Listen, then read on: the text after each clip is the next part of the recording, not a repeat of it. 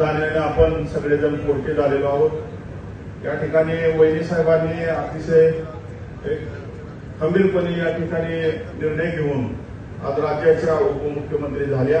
आपणा सर्वांना एक आधार म्हणून आपण त्यांच्याकडे राष्ट्रवादी काँग्रेस पक्ष एकसंघ ठेवणं, राष्ट्रवादी काँग्रेस पक्ष वाढवणं आणि राज्यामध्ये राष्ट्रवादी काँग्रेस पक्ष एक करणं हे सुरेंद्रराव वैनीच्या नेतृत्वाखाली आपण सर्वजण करूया आणि तमाम सगळे राष्ट्रवादी काँग्रेस पक्षाचे आम्ही त्यांच्या मागे ठामपणाने उभं राहू आणि हाडाची काढ रक्ताचं पाणी हा पक्ष वाढवण्यासाठी करू असं अभिवचन मी दादांच्या या स्मृतीदिनाच्या निमित्ताने व्यक्त करतो।